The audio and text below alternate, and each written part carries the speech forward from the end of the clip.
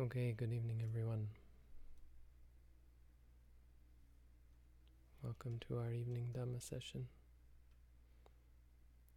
Live here from Hamilton, Ontario, Canada.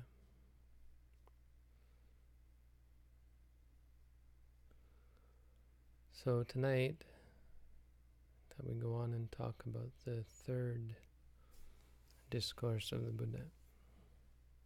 It's not actually the third discourse, but it really is the third discourse that we have recorded chronologically, as far as I can think of. So to recap, the Buddha gave his first discourse, which was called the turning of the wheel of the Dhamma. So at that point, he had set in motion this knowledge, right? He had given this to the world. There was no turning back. Not that there was any desire to turn back, but at that point, the cat was out of the bag, and so to speak, and it was inevitable that Buddhism would spread because the teaching is powerful.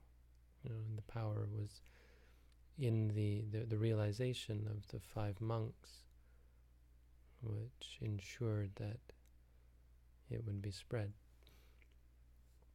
5 days later, he gave the second discourse, and they all became arhat, which means they became enlightened. They were no longer subject to rebirth. They had freed themselves from all defilement. And they spent the 3 months of the rains in Isipatana. Isipatana was this some kind of grove, some kind of park where religious people hung out, ascetics maybe.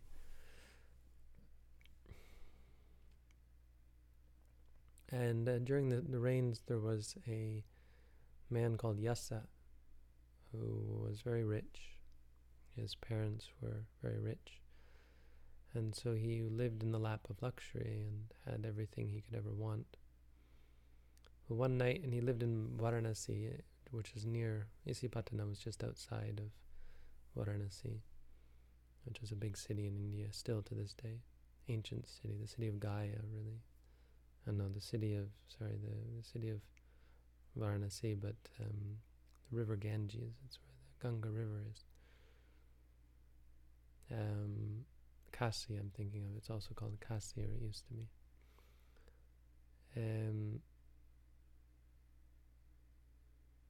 And so one night, Yasa wakes up in the middle of the night, and he looks around his palace, and he sees his consorts, the women who are meant to please him as a very, very rich man. His concubines, maybe, I don't know, just dancing girls, maybe. And he sees them all asleep, and they look like corpses. And he gets this strong sense of death, that this is what it's like to die. It's curious, I can empathize. I had this sort of feeling myself when I was young. Everyone would go to sleep, and I think they were all dead. It makes one wonder whether this is a echo of our experiences of death, which are of course very strong, and would be one of the stronger memories that might carry over with us in some form. Anyway, he became quite distraught, left his palace or his mansion, and wandered into Isipatana. He wandered out of the city, went for a walk, ended up in Isipatana, muttering to himself, this world is crazy. This world is all messed up. And the Buddha heard him and said to him, Yasa, come here. Here it is not messed up. Here it is not confused. It is not entangled. And Yasa heard this voice, and so he went to the Buddha and he sat down, and the Buddha taught him the Dhamma, and he became a Sotapanna. And his parents came looking for him found the Buddha. The Buddha taught them. They became Sotapanna, and while he was teaching them, Yasa became an arahant when he heard the Dhamma the second time.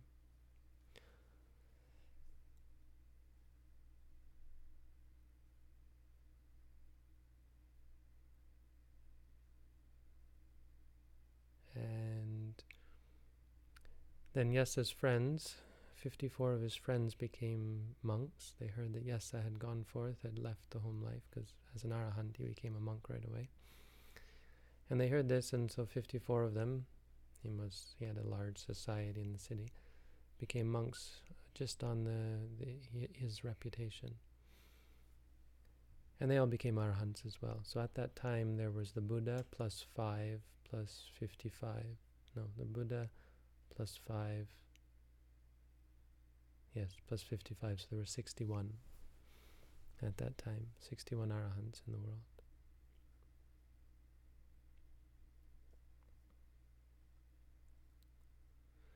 And then the Buddha, at the end of the reigns, he said to the monks, Charata bhikkhave, go forth, monks,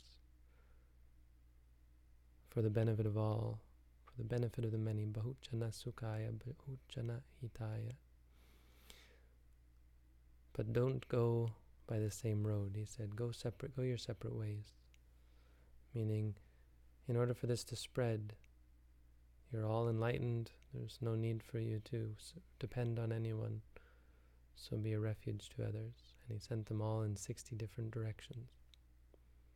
Pretty powerful. That was the start of the dispensation of the Buddha, the Buddhist missionarism. Now people say Buddhism is a missionary religion, which isn't really, it's a bit misleading, because these monks didn't go out and knock on people's door and say, hey, have you heard the good word?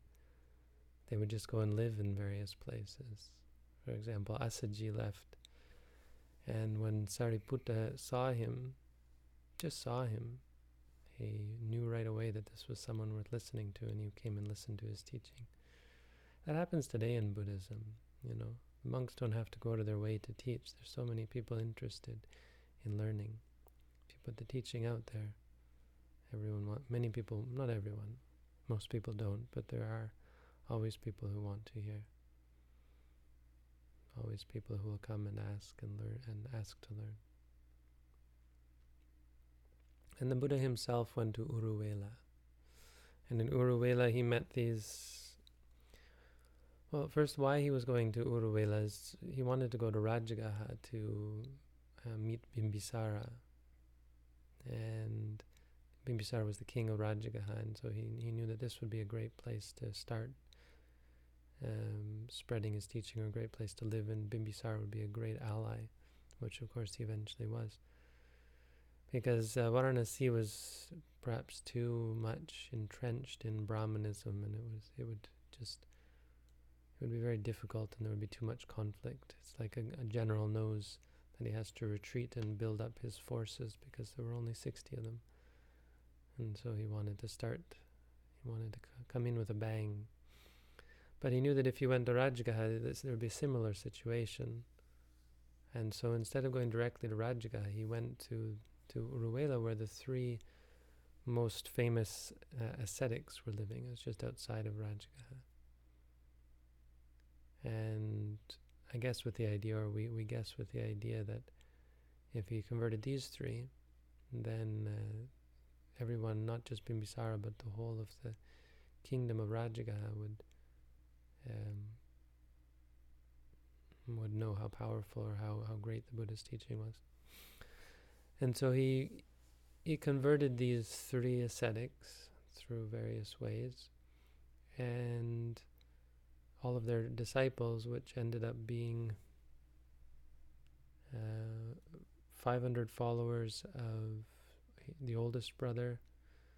There were the 3 brothers, so the 500 followers of him, his second brother, 300 followers, and the youngest brother, 200 followers. Altogether 1,000 monks. And then he took them up to Gaya Sisa, up on the hill outside of Gaya. And he taught them the fire sermon. the Adita Sutta, or Adita Pariyaya Sutta. And so that's the third discourse of the Buddha. Now to recap, the first one was about the Four Noble Truths, the Eightfold Noble Path. That was about the content of it. The second discourse is a little bit more technical and detailed. So it's on the five aggregates. The third discourse is on the six senses. And so it's good to talk about these two ways of looking at reality. The five aggregates and the six senses are really a good way together to sum up reality according to Buddhism, or according to Theravada Buddhism.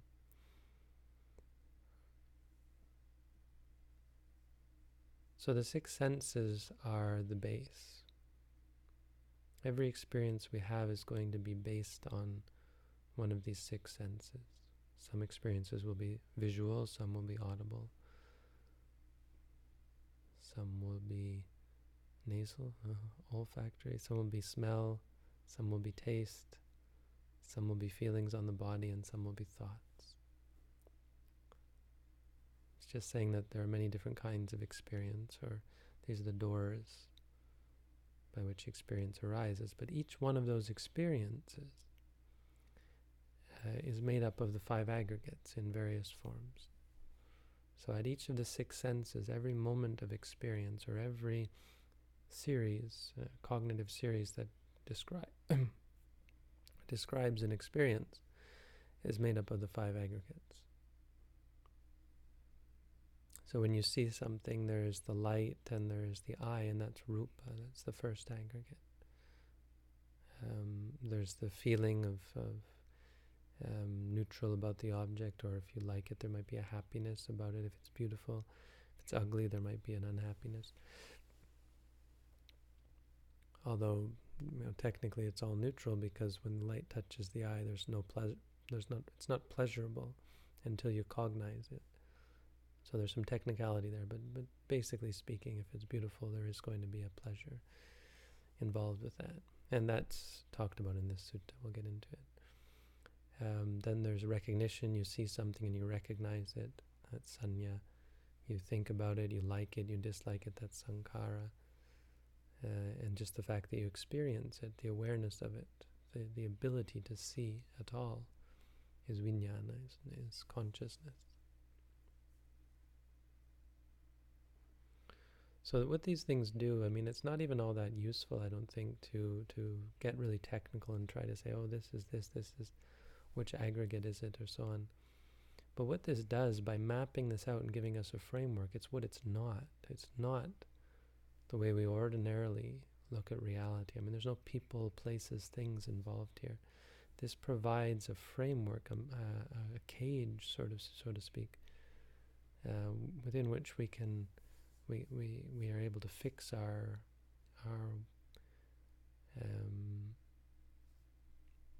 what's the word, epistemology, I think, or how we cultivate knowledge, our awareness, so that we don't look at things in terms of people, places, and things. We look at our experiences. What is reality? It's this. You hear my voice, that's sound. That's an experience of sound. It arises and ceases. You see my face, that's an experience of seeing. You smell whatever you smell. You feel something on the body. You taste when you eat your food. Every thought you have, each one of these is a different kind of experience, but they're all experiences. So without really getting into it, he sets the stage right off the bat for them to look at reality in this way. And why it's useful is because it takes us out of our heads. There's a real difference, people, places, and things, whether they exist or not, philosophically. When you're concentrated, the effect of on the mind of thinking of things conceptually is in the abstract. It's all up in your head, right? So you think about people, you're not experiencing them. What you're experiencing is seeing, and then there's the interpretation. So it's always a step removed from reality. As a result, you never really get a sense of what's really going on now. What's going on behind the scenes? What am I doing to myself? You never are clearly aware of the states that you're cultivating. And when you focus on experiences rather than people, places, and things, you do get a clear understanding of what you're doing. Am I benefiting myself in the way I'm acting or speaking or thinking? Or am I harming myself? Am I doing harm? Is this pure? Is this impure? What are my motivations? What's going on at this moment? When you focus on this framework that the Buddha taught, the six senses and the five aggregates, you really do get an understanding of what's going on, how your mind is working, what you're doing right, what you're doing wrong, what you're doing to hurt yourself, what you're doing to benefit yourself. So that's the start of this, that's the background to this sutta. But it's the fire sermon, and so it is somewhat specific. I mean, it's the fire sermon because these guys were fire worshippers. So the Buddha turns this on its head and says, look, you want to talk about fire? Everything's on fire. Sabbang bhikkhave aditang. Everything is on fire. And what do I mean by everything, or what everything? Well, and this is where he pulls in this paradigm and pulls them into the paradigm. He says the eye is on fire. We chant this sutta. We used to chant it at Doi Suthep. It was really great. Doi Suthep's the only place that I've been that does all these suttas. Chakku bhikkhave adita aditang rupang rupa adita chakku vinyanang aditang chakku sampasso adito. The eye is on fire. Form is on fire.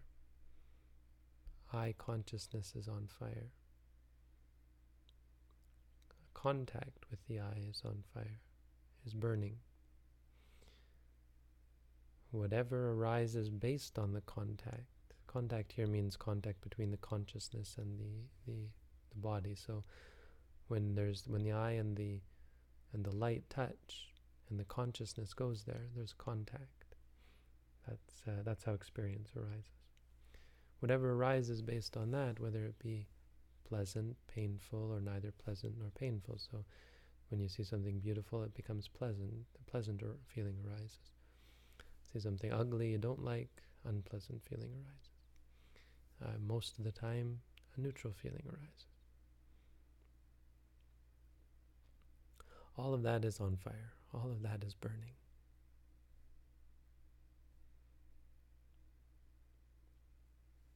So this is what he says. First, so he's doing two things. First, he's saying, what is all? What is everything?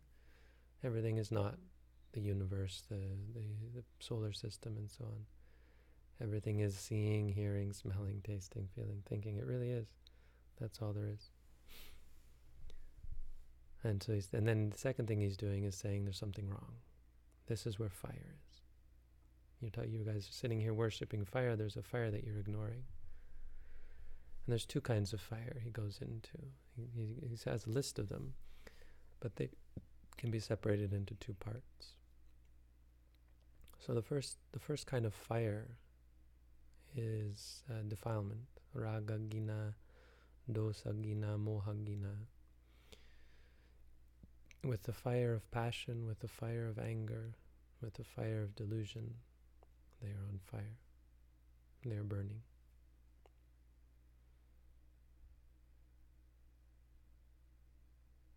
So these are considered fire in Buddhism.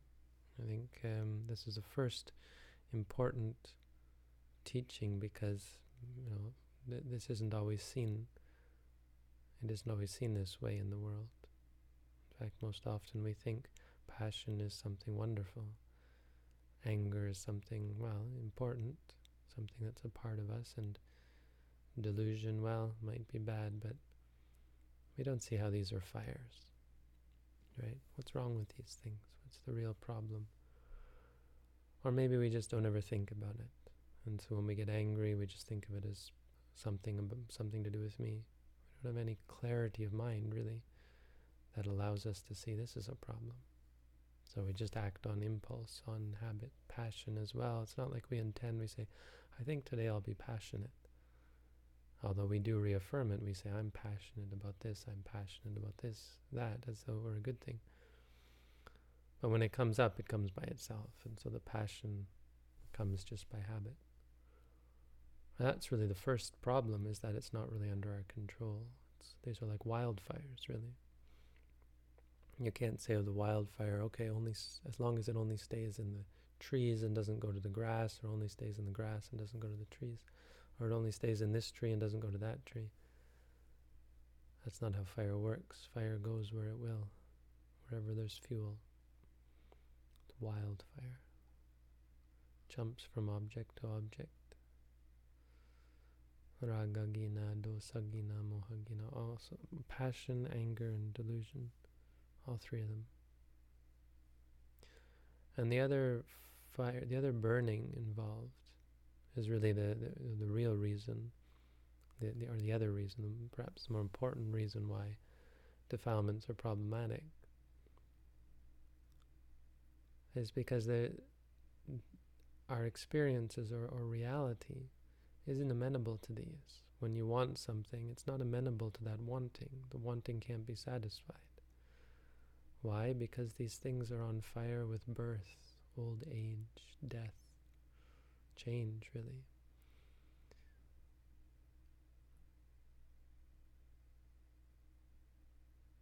We could even separate this into two parts. Jatiya, Jaraya, Maranena. This is the second part. This is old age, sickness, and death. This is suffering. No, let's keep them together. And the rest are Sokehi, Paridevehi, Dukehi, Domanasehi, Upayasehi. This is actually the Buddha's definition of suffering. All these different things. Old age, birth is suffering, old age is suffering, death is suffering. Sorrow is suffering, lamentation is suffering. Pain is suffering, displeasure is suffering. Despair is suffering. Not getting what you want, getting what you don't want. This is all what's caught up in the six senses. The eye, the ear, the nose, the tongue, the body, and the heart. If this is where you try to find happiness, you're in for a problem, right? So we talk about old age, sickness, and death. How this creates such suffering is through the senses. You see a person, you hear them, and you cultivate this attachment, the raga, dosa, moha. You cultivate these attachments, and if you really are attached to the person in a positive way, then when they get old, sick, and die, it can be quite stressful, unpleasant. It's a cause of great sadness and sorrow. Even for ourselves, when we get old, sick, and die, it's something that we wouldn't wish on ourselves. We wish we could live forever, really.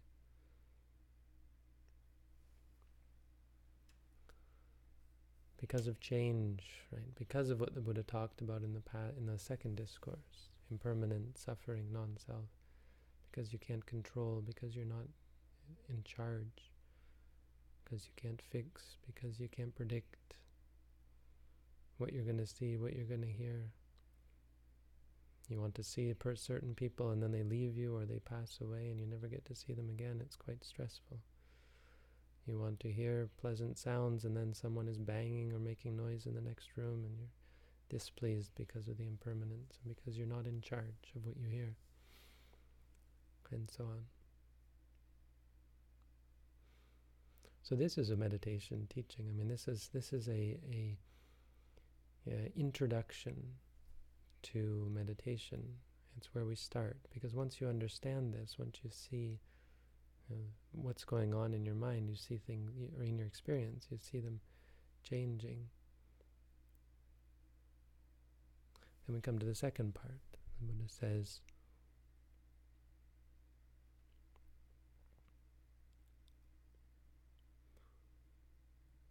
Evang pasang bhikkhave suttava arya savako. Seeing thus, and here seeing is vipassana. So his pasang is pasati. It means to see, but we're not talking about the eye anymore.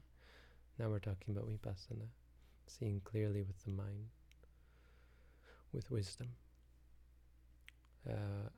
someone who a disciple of the holy of the noble ones.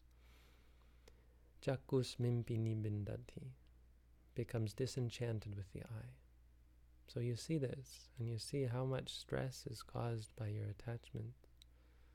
You see this during meditation. You watch yourself cling to something and not be satisfied, cling to it, and the stress and the fire, the burning that comes from wanting, or you dislike something and the burning that comes from disliking it, or you have conceit or arrogance or delusions, or even just distraction, thinking too much, worry, for example.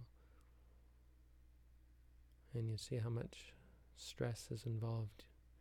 You start to get tired of it. Meditation is the feeling that the meditator gets after some time is, I'm tired of all this. I've had enough of all this. And that's when they make this shift that we talked about in the last discourse as well, where they stop clinging so much, where they're able to let go, when they see how much suffering they're causing themselves, and they really understand it, and they really appreciate it. They begin to let go of all the I, they let go of forms, they let go of contact, they let go of the feelings.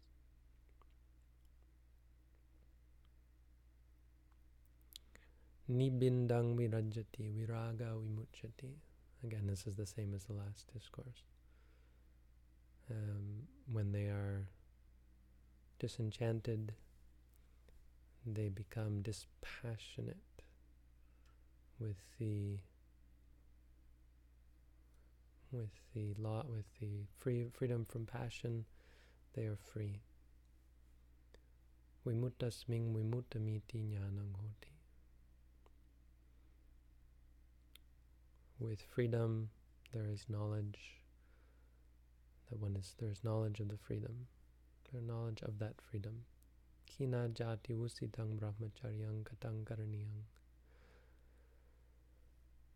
Destroyed is birth, lived is the holy life, katang karaniyang, done is what needs to be done.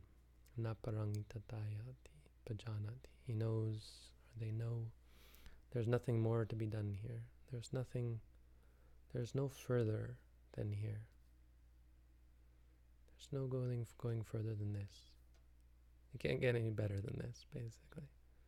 At this moment, there's peace, freedom, and nothing further to be done.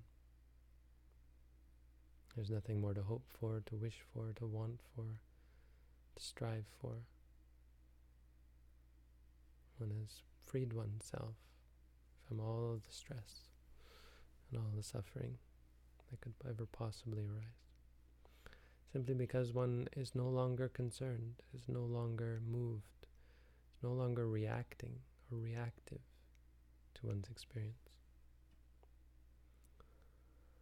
So when the Buddha taught this, all those monks became arahants, according to the commentary, according to the sutta.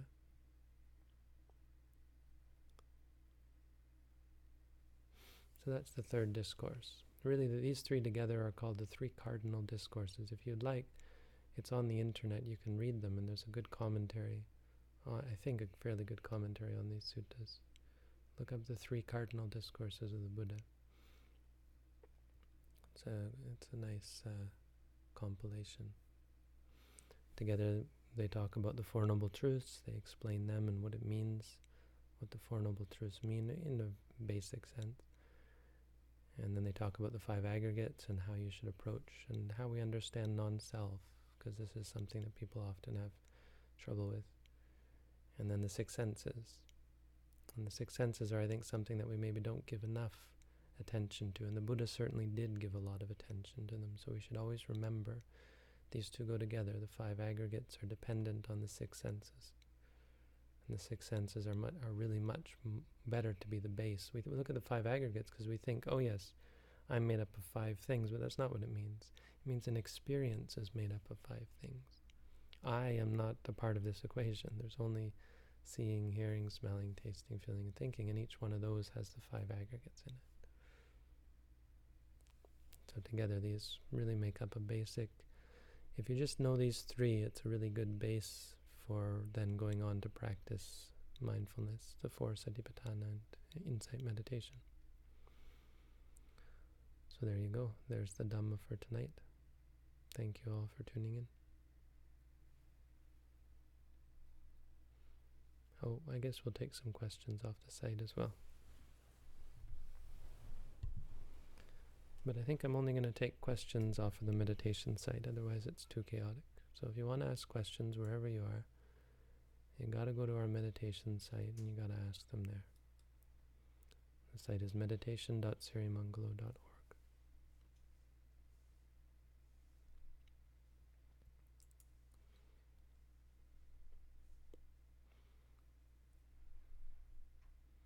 And yes, you have to sign in, so we're not making it easy. If we make it too easy, we get a lot of random questions. People who are not willing to put out the effort. If you're not willing to put out the effort, of course this is all way too easy anyway. In the olden days you had to actually come here and meditate in order to ask questions. In the olden days you had to go to Asia, maybe learn a foreign language.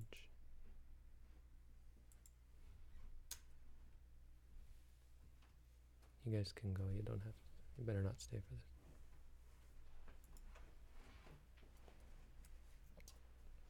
We have 4 meditators here today. And I can't load the site. I think we have to take issue with this service provider. It's not like Amazon. When we were on Amazon, it was very fast. Now I can't even load the Ask panel.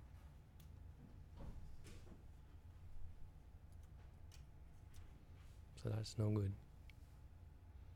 Somebody please take this up with Doug. Tell him that we have to maybe switch providers because this provider is just, it can't be anything but that, because we never had the problem on Amazon. I mean, I don't know. Could be anything, but it seems pretty clear that this provider is not nearly as good as Amazon. Or it's not nearly as expensive either, so there's that.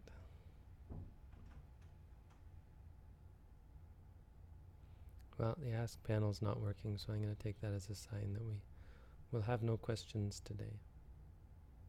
I'd like to thank you all for tuning in.